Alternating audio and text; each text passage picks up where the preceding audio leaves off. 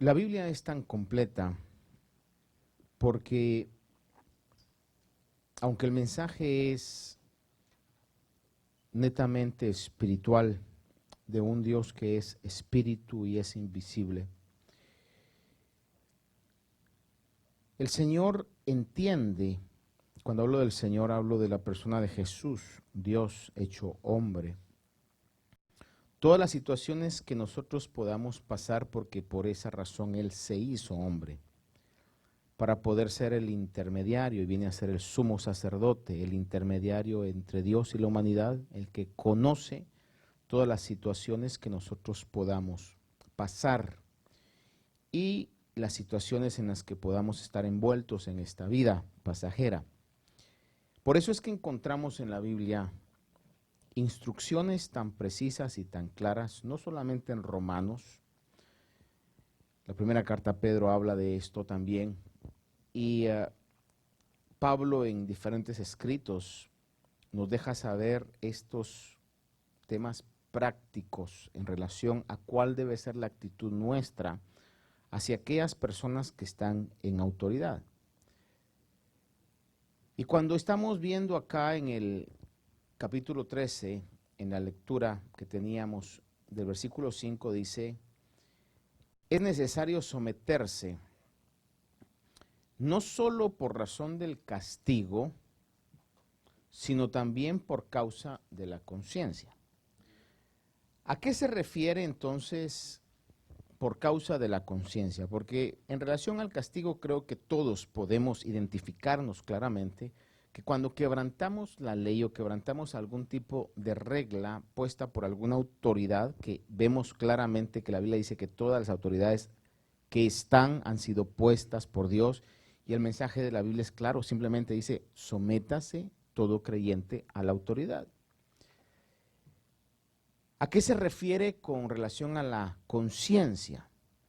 Bueno, básicamente el Evangelio tiene como finalidad, como objetivo, poder crear en todos aquellos que nos llamamos cristianos una actitud donde tengamos y cultivemos una conciencia limpia. Una conciencia que no nos esté martillando, culpando de acciones malas que conscientemente nosotros hacemos o de las cuales no nos hemos arrepentido con nuestros actos, y tenemos como una carga de la conciencia encima de nosotros. Por eso el apóstol Pablo habla en repetidas veces en Hechos capítulo 23, versículo 1, le leo, dice: entonces Pablo, mirando fijamente al concilio, dijo: hermanos, hasta el día de hoy yo he vivido delante de Dios con una conciencia perfectamente limpia. Vean las palabras que están escritas. Pablo utiliza la expresión una conciencia perfectamente limpia. Obviamente, no quiere decir esto de que no vayan a haber errores. Sin duda alguna, Pablo tuvo errores. No hay nadie perfecto sino solamente el Señor Jesús. Sin embargo, él mismo utiliza una palabra que se la recuerdo. En relación a la conciencia, él cultivaba una conciencia irreprensible. ¿Qué quiere decir esto?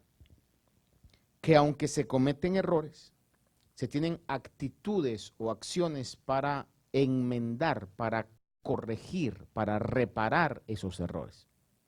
Y eso hace que mi conciencia esté siendo limpia. Pero sin embargo, si yo tengo errores, estoy consciente de los errores, pecados o cualquier tipo de acción que no agrada a Dios, pero no hago nada para corregir, en lugar de estar evolucionando en una conciencia limpia, me quedo igual o me estoy hundiendo, y puedo cultivar una conciencia corrompida, una conciencia sucia. Pablo menciona esto no solo ahí, sino que en el 24:16 de Hechos dice: por esto yo también me esfuerzo por conservar siempre una conciencia irreprensible delante de Dios y delante de los hombres. Vea la expresión irreprensible. Básicamente la palabra irreprensible quiere decir que no se puede reprimir, reprender porque se corrigió el error. No se puede castigar algo que ya se corrigió el error. Entonces, cuando Pablo habla de eso, dice que se esforzaba. ¿De qué manera? Pues obviamente cambiando las actitudes que él sabía que no iban de acuerdo con el llamado que Dios le había hecho y nos ha hecho a todos nosotros. Recuérdense que el capítulo 12 de Romanos comienza diciendo que por las misericordias recibidas de Dios presentemos nuestros miembros, nuestra mente, nuestra boca, nuestras manos, todo nuestro ser, como un sacrificio vivo.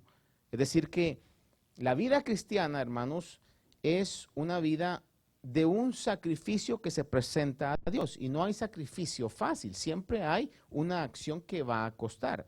Cuando usted va a enmendar sus errores, va a reconocer sus errores, no sé si a usted se le hace fácil, pero a mí no se me hace fácil. Reconocer un error no es fácil, pero es la ruta correcta. Ahora déjeme decirle algo.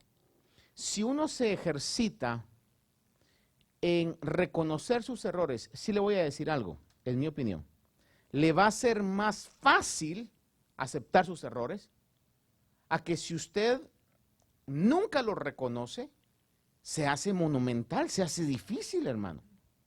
Si usted ejercita su vida que cuando comete algún error pide disculpas o en algún momento pedir perdón, hermano, se le va a hacer más fácil después, porque está ejercitado en eso.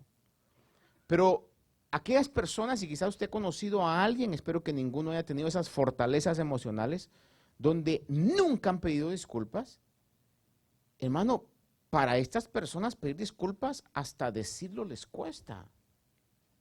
No les sale. ¿Por qué? Porque nunca han sido ejercitados en eso. Entonces, cuando yo me esfuerzo por mantener una conciencia irreprochable, si me equivoco, primeramente delante de Dios, Señor, perdóname. Estoy, hermano, cultivando, ejercitándome en esa práctica para alcanzar, mantener una conciencia limpia, que esté siendo lavada siempre por la intercesión y el perdón de Dios. Recuérdese que el sacrificio de Cristo puede limpiar nuestras conciencias. La palabra de Dios así lo dice. Él tiene la capacidad de purificar nuestras conciencias. Ninguna agua de este mundo, ningún desinfectante de este mundo, ninguna terapia, hablando sobre cosas invisibles o abstractas, tiene la capacidad de purificar las conciencias. Solamente el sacrificio del Señor Jesús.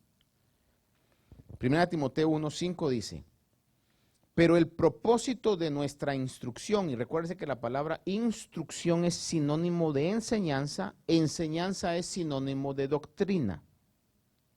El propósito de nuestra instrucción o el propósito por el cual hoy estamos estudiando la Biblia, para ponerlo de una manera más directa y más práctica. El propósito de nuestra instrucción es el amor nacido de un corazón puro, de una buena conciencia, de una fe sincera. Vea que la Biblia, su objetivo es poder crear no solamente un corazón puro, sino una conciencia buena. El 3:9 de 1 Timoteo recalca esto y dice, guardando el misterio de la fe con limpia conciencia. 2 Timoteo 1:3 habla, dice, Pablo siempre hablando dice, doy gracias a Dios a quien sirvo con limpia conciencia. Es decir, se marca en todo el Nuevo Testamento la instrucción de poder alcanzar una conciencia limpia. Ese es un objetivo que cada uno de nosotros tenemos que tener. El Evangelio de la Gracia de Dios, que es el único Evangelio, el Evangelio de la Gracia de Dios, no nos exime, no nos excusa de querer alcanzar una limpia conciencia. ¿Por qué le digo esto? Porque alguien puede decir, objetar y decir, bueno, pero yo creo un evangelio de gracia, donde Dios perdona mis pecados pasados, presentes y los futuros. Y por esa percepción, seguir cometiendo errores, pecados, desagradando a Dios. Entonces, en lugar de buscar una limpia conciencia, podemos llegar a tener una conciencia cauterizada, en donde el pecado ya no nos afecta, vamos a decir, ya no lo sentimos, pero nos sigue afectando. Es como el sistema nervioso, hermano. Usted sabe de que, por decirle algo, la Biblia compara el pecado en algunas ocasiones o en muchas ocasiones con la lepra. Una de las situaciones, según yo tengo entendido, de la lepra es que insensibiliza el área afectada. En otras palabras, si alguien tiene lepra en alguna mano, esa mano pierde la sensibilidad. Y las personas pueden frotarse la mano hasta llegar al hueso y quitarse ellos mismos la mano. Entonces, si no tengo una conciencia sensible, una conciencia limpia, ¿pueden las personas creer que no se están hundiendo? ¿Puedo yo creer que no me estoy dañando? ¿Puedo yo creer que estoy bien? Pero lo que pasa es que no tengo una sensibilidad, pero poco a poco me estoy hundiendo. Estoy hundiendo en el pecado y la paga del pecado está establecido, siempre será la muerte espiritual, eterna, que sería lo máximo, pero en algunos casos aún hasta la muerte física, la muerte de relaciones, la muerte de todo lo que puede entenderse como vida. Entonces es importantísimo poder mantener el enfoque a alcanzar una buena conciencia. Déjeme ir más profundo a esto, a cosas prácticas. A veces nosotros tenemos acciones que sabemos que no son de acuerdo a nuestro llamado. No voy a entrar en detalles en esto, pero que las continuamos haciendo, y cuando nos enfrentamos a la Biblia como el espejo o la radiografía espiritual, nos damos cuenta que la Biblia como que nos señala o nos acusa de ciertos errores, pero decir, la razón por la cual me enfrento a eso, la actitud es cambiarlo. Y si no puedo en el primer interno, pues decirle al Señor, ayúdame porque esto no está de acuerdo con lo que tu palabra me dice. Por ejemplo, lo que hemos estado viendo anteriormente en el capítulo anterior de Romanos, que termina en el versículo último de Romanos 12, que dice que venzamos al mal con el bien, que no nos venguemos. Entonces, haga de cuenta que yo estoy tramando una venganza o un daño y me enfrento con esto. Entonces, la Biblia me está acusando, en este caso, de una acción que no va de acuerdo con mi llamado. Es lo que yo tengo que hacer. Si no lo siento, porque un error que podemos pensar nosotros es poder creer que la vida cristiana se vive solamente por cosas que se sienten. Porque si es por eso, van a haber muchos momentos en los que usted no va a sentir obedecer, no va a sentir servir a Dios, no va a sentir alabar a Dios. Hermano, el camino del Evangelio es un camino de fe, y la fe está por encima de lo que podamos sentir. La fe es una convicción de lo que no se ve. La fe realmente está por encima de los sentimientos. Entonces, la palabra nos marca claramente que debemos, esto es fundamental, querer alcanzar una limpia conciencia, que mi conciencia no me acuse. Y si me acusa, tengo que venir y decirle, Señor, pues limpia mi conciencia. Dime, Señor, cuáles son las cosas que yo debo de cambiar. Entonces, volviendo al texto en sí, nos dice que hay que someterse a la autoridad, no solamente por el castigo, sino también por causa de la conciencia. Por el castigo, obviamente, todos sabemos que si quebramos una ley va a haber un castigo. Y como está hablando acerca del pago de taxes, porque eso es lo que nos lleva, ¿cuántas veces vamos a pensar?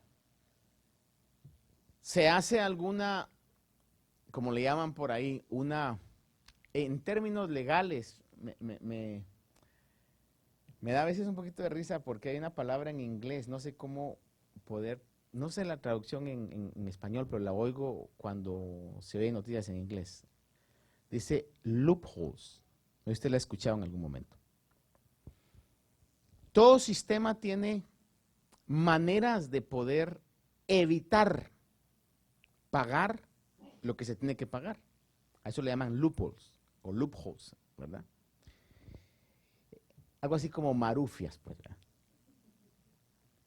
Y entonces, vamos a pensar, alguien está haciendo alguna declaración y entonces la persona que está haciendo la declaración le dice, mire, lo que tendría que hacer es esto, pero le vamos a hacer esto para que si no se dan cuenta, no lo agarren. Y entonces, a veces estamos de acuerdo con eso. Y hasta decimos, primero Dios que no me agarren. Es lo que Pablo está diciendo. No solamente por el castigo, ya sea que te agarren o no te agarren, sino que hazlo por la conciencia. ¿Qué es lo que se tiene que hacer? Y a ese punto es donde el apóstol Pablo marca, por la vocación que tenemos. Por eso el evangelio está por encima de la sociedad que vivimos, hermano. El evangelio realmente nos marca, y si hemos nacido con Cristo, nuestras acciones por la ayuda del Espíritu, por la limpieza de la palabra, en el nombre del Señor van a ir cambiando. Cosa que solo Dios puede hacer. Porque solo Dios puede hacer eso. Entonces, dice el versículo 5. Por tanto, 13:5. Es necesario, dice, someterse, no solamente por el castigo, sino por la conciencia también. Versículo 6. Pues por esto también pagáis impuestos. Porque los gobernantes son servidores de Dios, dedicados precisamente a esto. Dios ha instituido las autoridades. No sé cuántos decimos amén a eso. Es Dios el que instituye las autoridades, ¿verdad? Sí, pastor, pero uno es el que vota y uno las elige, pero al final de cuentas todo eso lo mueve Dios para poner al quien Él quiera poner y quitar a quien Él quiera quitar. Eso la palabra de Dios lo dice claramente. El Señor Jesús validó ese principio. Cuando estoy hablándole del Señor Jesús, cuando fíjese usted que Él dio el ejemplo, y le voy a citar dos pasajes en los que podemos ver al Señor enfrentando a la autoridad que le estaba exigiendo el pago de impuestos, y Jesús no tomó una actitud de rebeldía, de desacato, sino que se sometió Él a la autoridad. En Mateo capítulo 27, del versículo 17 al 21, donde el antecedente aquí está que querían probar a Jesús, los fariseos, esa era su intención.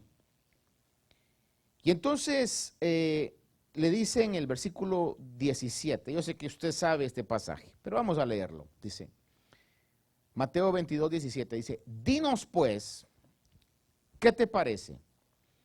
¿Es lícito pagar impuesto al César o no? Pero Jesús, conociendo, mire lo que dice, su malicia, su mala intención, dijo, ¿por qué me ponéis a prueba, hipócritas? Mostradme la moneda que se usa para pagar este impuesto. Y le trajeron un denario y él les dijo, ¿de quién es la imagen y esta inscripción? Ellos dijeron, del César. Entonces él les dijo, pues dad al César lo que es del César y a Dios lo que es de Dios. Ahora, en la mentalidad y en la ideología judía, esto tenía un significado muy grande, porque fíjese que los judíos específicamente odiaban este impuesto pagado a Roma, porque Roma los había conquistado, los había hecho súbditos. En otras palabras, Judea, la región de Judea, pertenecía a Roma.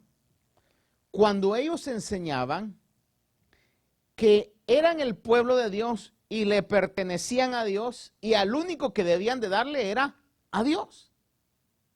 Aparte de esto, los denarios tenían la imagen del César, como lo podemos ver ahí, que para ellos ya era una situación de idolatría. Entonces, el Señor, queriendo ponerlo a él en ese, como dice el dicho, entre la espada y la pared, el Señor no desvalidó, sino que validó la autoridad de aquellos que estaban en autoridad. Y dijo, den al César lo que es del César, y a Dios lo que es de Dios.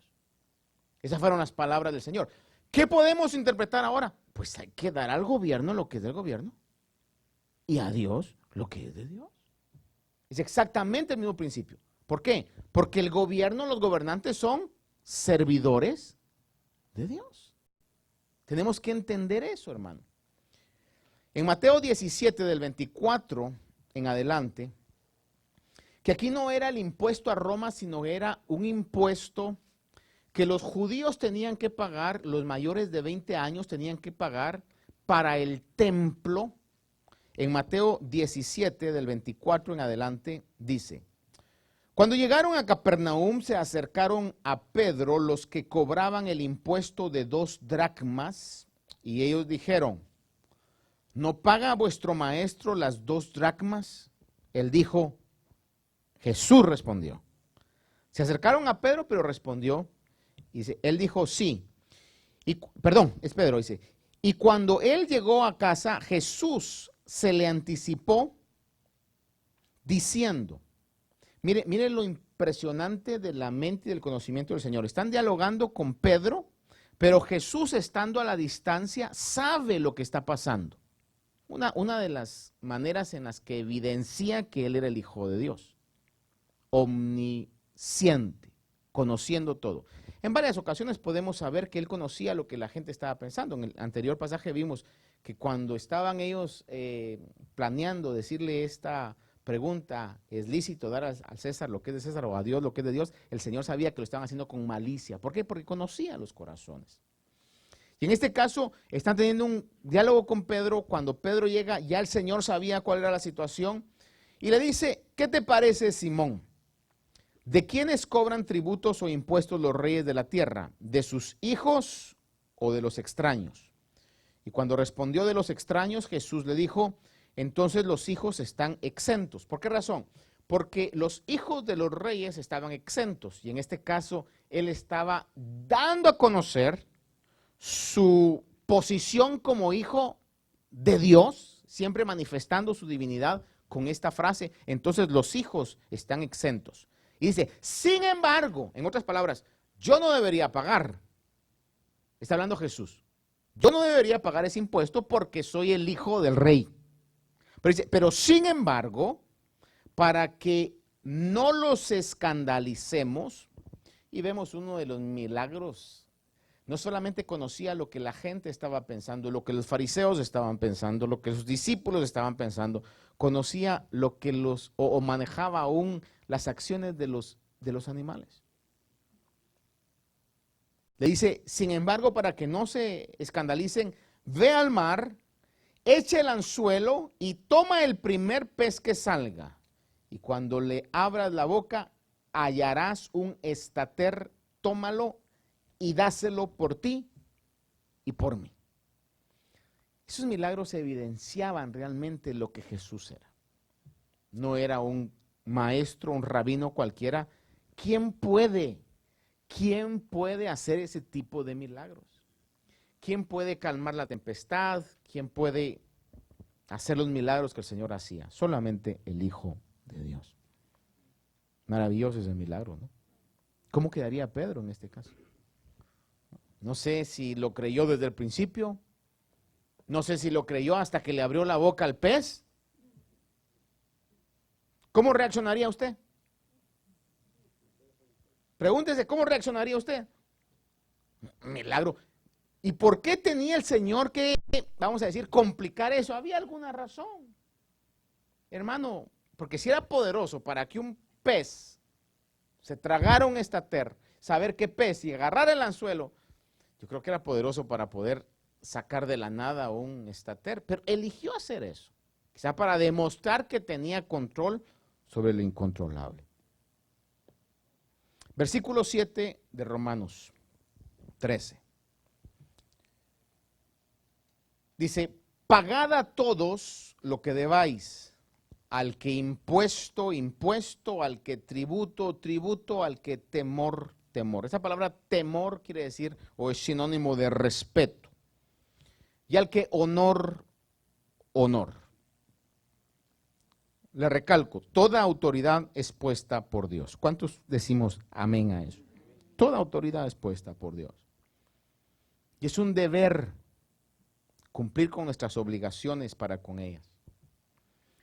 Debemos saber que los deberes no son solamente en términos económicos, como lo vemos acá, sino también en términos de respeto y en términos de honra. Por eso dice, al que impuesto, impuesto, al que tributo, tributo, al que temor, temor, al que honor, honor.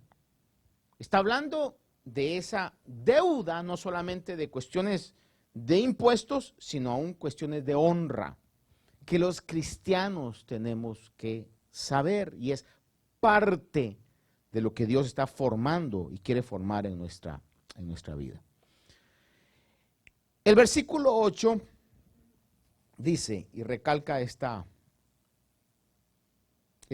escritura del versículo 7, donde dice, pagad a todo lo que debáis, pero el versículo 8 lo recalca y dice, no debáis a nadie nada, sino el amaros unos a otros, porque el que ama a su prójimo ha cumplido la ley. Ahora bien, esto no quiere decir de que no haya en algún momento la necesidad de poder prestar.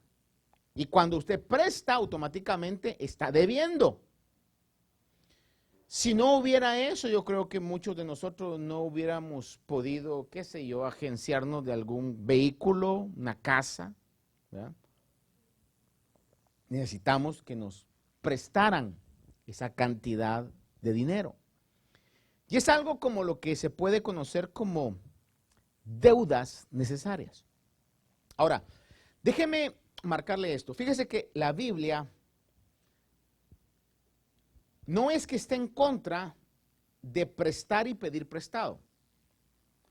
Pero cuando habla sobre esto, está hablando sobre aspectos para cubrir necesidades.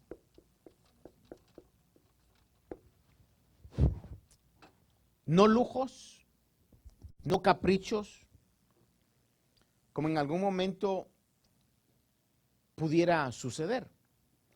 Usted sabe de que las tarjetas de crédito en la sociedad que vivimos, como alguien dice ahí, un dicho muy famoso, es de que hay gente que compra con el dinero que no tiene las cosas que no necesita para impresionar a gente que no los quiere.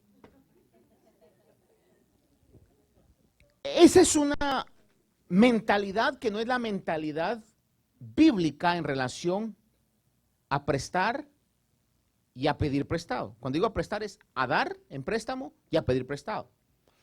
Lo que la Biblia nos marca es que eso debe ser solamente para cubrir necesidades, algún tipo de necesidad que pueda hacer. Lo va a ver usted en el Antiguo Testamento y lo va a ver en el Nuevo Testamento. Quiero leerle algunos versículos porque es algo muy importante. En otras palabras, este versículo no es una prohibición a prestar dinero, lo cual la Escritura permite y regula también, sino que el punto de Pablo es que las obligaciones financieras deben de ser pagadas. Ahora déjeme poner esto, las obligaciones financieras deben ser pagadas.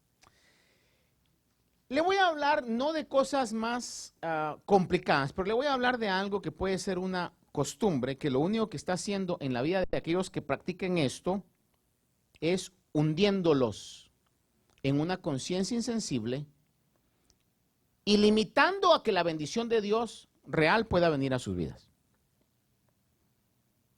Un caso bien común que se puede dar, tanto en hombres, mujeres, niños, lo que sea. Haga de cuenta, hay una ocasión especial.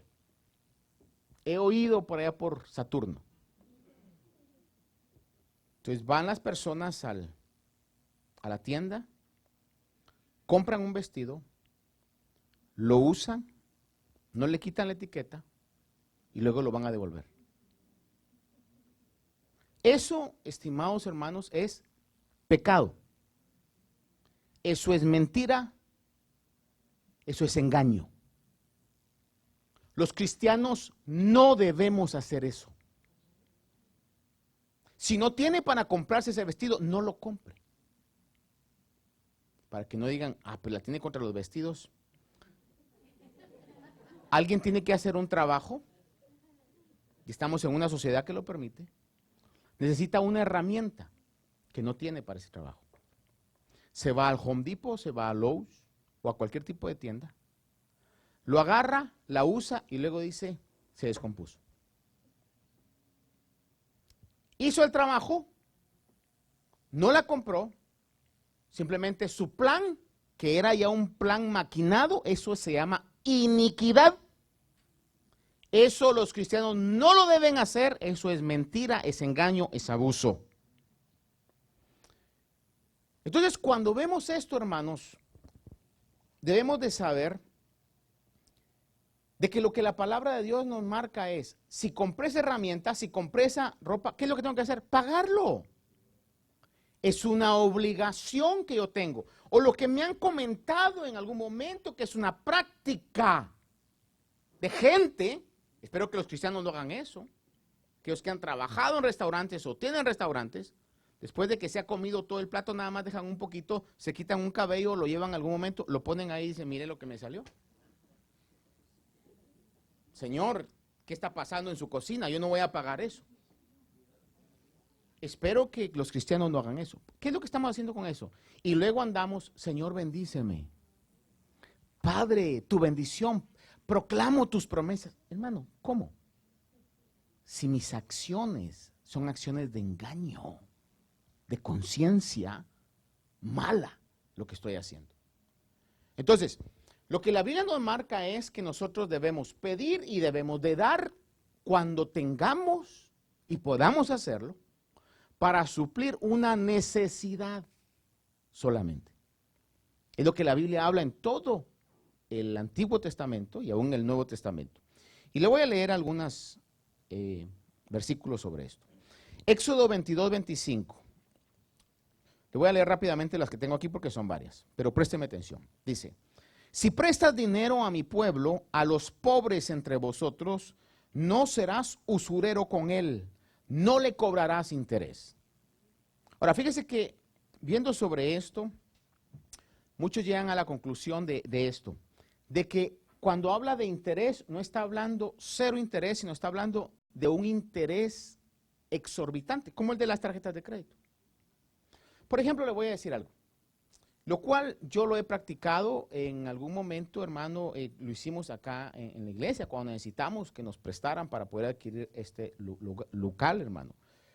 Me recuerdo que cuando llegaron y me dijeron, aquí está, y yo le pregunté, ¿y cuál es el interés que este dinero está pagando en el banco? Me dijeron, creo que era el 1.8, algo así, que estaba el interés. Yo le dije, les vamos a pagar el 2%. ¿Por qué? Porque era un dinero que estaba en inversión y que en este caso ellos estaban perdiendo la inversión para poder ayudarnos y bendecirnos en ese sentido. Pero haga de cuenta de lo que pasa en nuestra sociedad y usted conocerá a algunos. Y yo en esto debo de ser, hermano, lo más franco posible. Hay gente, estoy seguro que usted conocerá a alguno o habrá oído de alguno, que prestan dinero, por decir algo, prestan $1,000, pero dicen, me va a pagar 100 a la semana. Eso implica 400 al mes. Eso es un robo. Un descarado robo. Y estamos acostumbrados a esto. Esa es la realidad. Eso se llama usura. Y no le estoy hablando de 100, aún afuera, qué sé yo, 50 o lo que sea, hermano. A eso muchos llegan a la conclusión que es lo que se llama usura. Espero no estar tocando fibras muy sensibles hoy, pero si así lo estoy haciendo, gloria a Dios, que nos purifique la palabra de Dios. Para que realmente podamos tener una bendición real de Dios, no una bendición engañosa, hermano. Le comentaba yo en un momento a los hermanos, y estoy totalmente de acuerdo con esta frase, no es rico el que más tiene, es rico el que menos necesita. ¿Quién es más rico? Aquel que no necesita, pero no tiene lo que el otro tiene, cuando aquel tiene mucho, pero nada le sacia. Ese es un pobre, esa es una pobre, nada le sacia. Pero si usted no tiene mucho, pero lo que tiene le sacia, le satisface, le trae alegría, lo disfruta, usted es el hombre más rico que puede haber. Es la realidad, hermano. Ahora, vea que lo que el Señor hablaba, dice, no seáis usurero. Espero que aquí no hayan prestamistas de ese tipo, ¿verdad? Levítico 25, del 35 al 37 dice, en caso de que un hermano tuyo empobrezca y sus medios para contigo decaigan, tú lo sustentarás como a un forastero o peregrino para que viva contigo. No tomes interés y usura de él, mas teme a tu Dios para que tu hermano viva contigo. No le darás tu dinero a interés ni tus víveres a ganancia, le recalco, a ese tipo de préstamo que roba. Deuteronomio 15 del 7 al 9 dice, ahora, usted me dirá, pastor, entonces, ¿qué? ¿Uno es cero interés o es lo que el banco me estaba pagando? Mi opinión es, si se está, y por lo que le voy a decir más adelante, si se está ganando dinero en otro, lo normal sería lo menos eso, pues, ¿verdad? Pero si lo puede hacer con cero interés, más bendición para usted. ¿Me explico? Si lo puede hacer cero interés, más bendición para usted. ¿Por qué? Porque, dígame, ¿es su dinero o es el dinero de Dios? Let's speak frankly tonight. ¿Es su dinero, es mi dinero o es el dinero de Dios? Fácil decirlo, ¿verdad? Pero cuando ya nos enfrentamos a la realidad, no, mi dinero, si hasta en el matrimonio es, este es tu pisto y este es el mío. Ese es un matrimonio, mire, un matrimonio que comienza así es cuestión de tiempo nada más. Y van a comenzar a tronar las cosas después. ¿Ya? Entonces, si para poder bendecir a alguien, hermanos, Dios a usted le ha sobreabundado, más bendición para usted, decirle cero interés. Eso va a ser, si lo puede hacer. A usted me dice, hermano, fíjese que fulano de tal me prestó o me dio prestado, ¿verdad? Porque la palabra se presta a diferente interés, a diferente interpretación. Me dio prestado, pero fíjese que me está cobrando lo que el banco le está cobrando. Pues es lo justo, es lo normal, ¿verdad? No hay problema. Si le estuviera cobrando el doble o algo, entonces ya habría situación en desacato a lo que la Biblia nos dice en este caso. Pero vea que las leyes del Señor fueron directas a esto. Deuteronomio 15, del 7 al 9, le leo rápidamente, dice, si hay un menesteroso contigo, uno de tus hermanos, en cualquiera de tus ciudades, en la tierra que el Señor tu Dios te da, no endurezca tu corazón, ni cerrarás tu mano a tu hermano pobre, sino que le abrirás libremente tu mano y con generosidad le prestarás lo que le haga falta para cubrir sus necesidades. Le recalco, habla de necesidades. No gustos, no lujos, no exageraciones. Cuídate de que no haya pensamiento perverso en tu corazón diciendo, el séptimo año, el año de remisión está cerca, y mires con malos ojos a tu hermano pobre y no le des nada, porque él podrá clamar al Señor contra ti y esto te será pecado. ¿Sabe usted que el séptimo año en la ley judía todas las deudas se perdonaban? Entonces lo que el Señor está diciendo ahí, haga de cuenta que a usted no le pidieron prestado, usted podía dar y estaba bendecido, pero no le pidieron prestado ni el primero ni el segundo, sino que hasta el sexto año alguien le dijo, mire, fíjese que tengo necesidad y quisiera que me prestara. Y usted dice, este bandido, ¿por qué no me lo pidió el año 1, verdad? Para que pudiera trabajar, recuperarse y pagarme lo que había, sino que ahorita está en el sexto, cuando el otro año le tengo que perdonar la deuda por ley. Aún en eso el Señor dice, si es una necesidad, no cierres tu corazón. Por eso le voy a decir algo, hermano. Vivir la instrucción que va a limpiar nuestra limpia conciencia sin la ayuda del Espíritu Santo es imposible. Porque podemos decir, ay no, pero es que eso no, es que la gente se aprovecha. Y lo que usted quiera decir, la gente se aprovecha, la gente sabe, la gente es mañosa, lo que usted quiera pensar. Lo que la palabra de Dios nos dice, y lo concluye ahí, es que tenemos que hacer bien hasta nuestros enemigos. Esos son los cristianos.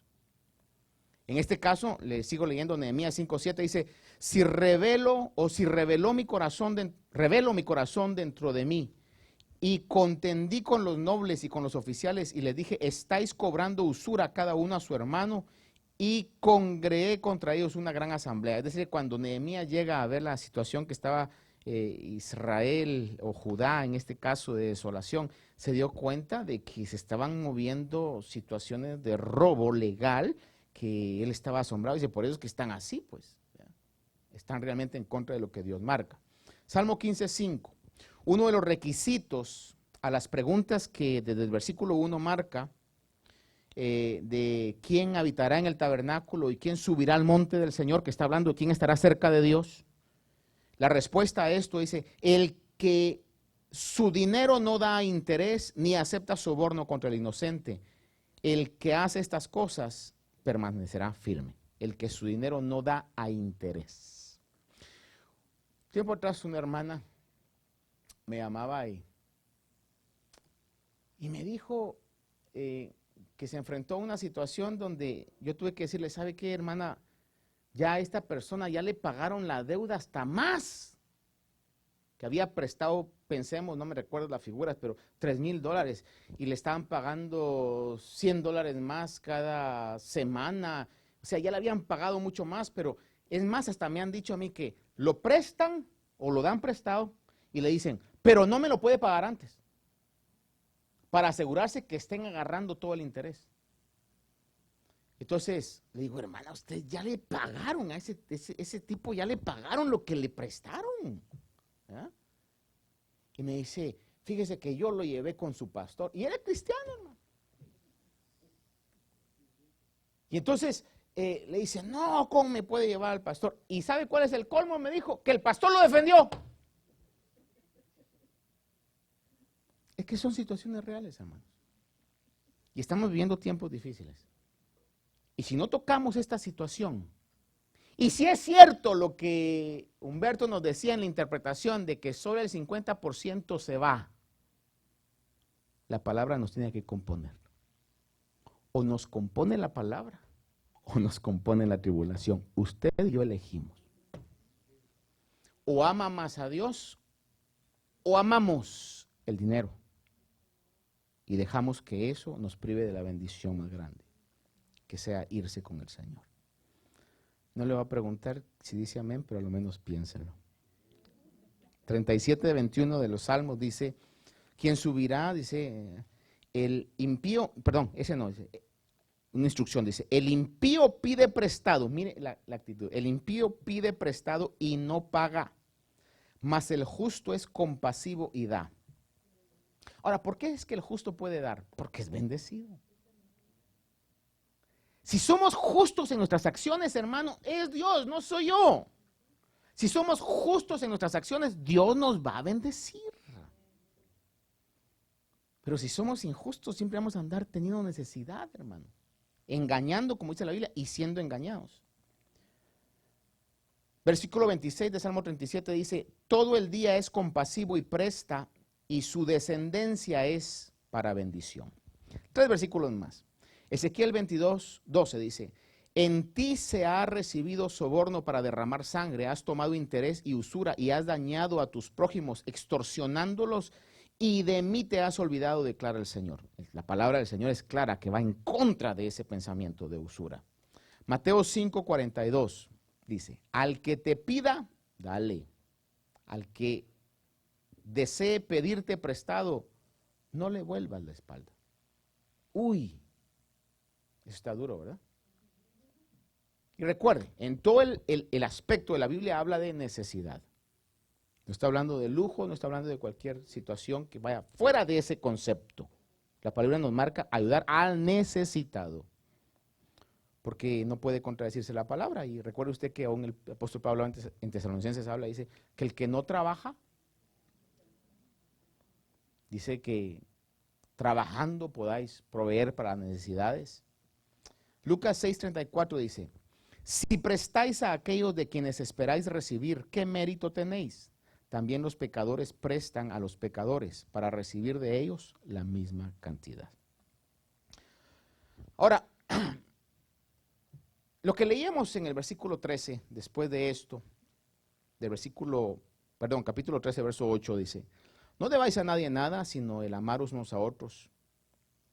Ahora, vea esto. Porque el que ama al prójimo ha cumplido la ley. Cuando dice no debáis a nadie nada, obviamente está hablando, está implícito aquí, que podamos mantener las deudas que tenemos pagándolas. Si usted viene conmigo y me dice, pastor, ¿qué hago con esta deuda que mire que no puedo? Pues trate de negociarla y trate de ver que la pague, pero pague las deudas. ¿Amén o no amén? Mire, hermano, al final de cuentas, aunque ni yo diga amén, es lo que la palabra de Dios dice. ¿Queremos ver la mano de Dios? Es lo que hay que hacer. Yo he hablado con gente y les he dicho en algún momento, mire, que tengo una deuda de hospital que no puedo, trate de negociarlo, aunque sea $10 al mes, pero páguela. Es lo que la Biblia dice, porque ¿cómo interpretamos ahí? No debáis a nadie nada. Dice, sino, la única cláusula es el amaros unos a otros. Decían, y muchos teólogos concluyen esto, la deuda de amor es la única que los cristianos debemos de tener y que por más que abonemos, nunca terminamos de pagar. Oiga bien eso. Estamos obligados a amar toda la vida. Y no solamente a los creyentes. Y no solamente a los que nos caen bien. La Biblia dice a todos. Hay tantos pasajes aquí, no quiero adelantarme por la importancia que esto tiene, pero nada más, déjeme decirle esto. Voy a adelantarme algo, pero quiero concluir hoy con esta frase. Amar a los cristianos, si aunque en algún momento resulta difícil, no es tan difícil como amar a aquellos que no lo son. Porque quizás decimos, no, pues no comparte mi fe. Sin embargo, la Biblia dice, le recuerdo esos versículos y con eso terminamos. Mateo 5:44. Pero yo os digo, por eso digo que la deuda de amor, por más que usted abone y yo abone, nunca voy a salir de esa deuda. ¿Cuándo voy a terminar de pagarla? Una de dos. O el Señor viene, o nos adelantamos nosotros y ahí sí ya terminamos de cancelar esa deuda. Pero es algo que somos llamados, a cristianos y a no cristianos. Mateo 5:44 dice, pero yo os digo, amad a vuestros enemigos, orad por los que os persiguen. Amad a vuestros enemigos. La otra vez le compartí a los hermanos yo, el día que estábamos en el ayuno, después de estar ahí buscando al Señor y pidiéndole al Señor, cada uno, ¿verdad?, con sus necesidades y las oraciones que teníamos. Fíjate, curiosamente sentí la necesidad de enviar un pequeño mensaje a alguien, no de la iglesia, ¿verdad?, que, pues diría yo, jamás sin esa altura espiritual yo hubiera anhelado hacerlo, porque no comparte mis opiniones. Pero me di cuenta, dije, este fruto no puede salir de mi carnalidad, pues. Este fruto tiene que salir del Espíritu de Dios dentro de mí.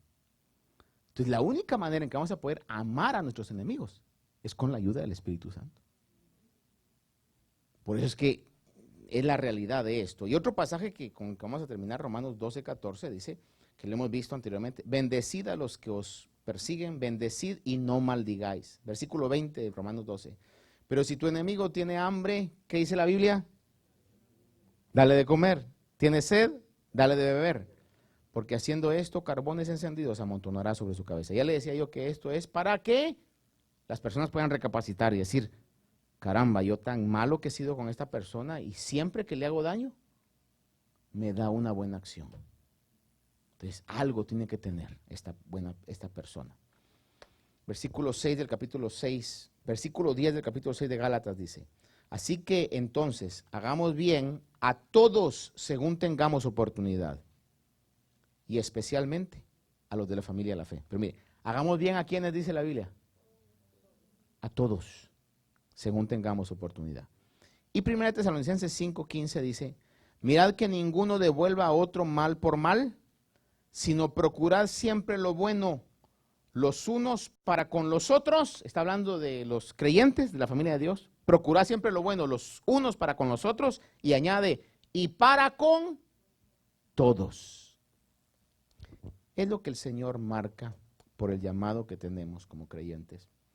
Imposible que lo podamos hacer a fuerza de legalismos, a fuerza de imposiciones, a fuerza de señalamientos, que usted venga y le diga, hermano, ¿oíste lo que dijo el pastor? Así que hoy te voy a controlar. No, hermano. Solamente lo podemos hacer a través de la ayuda del Espíritu Santo. Amén. Padre, te doy gracias, Señor,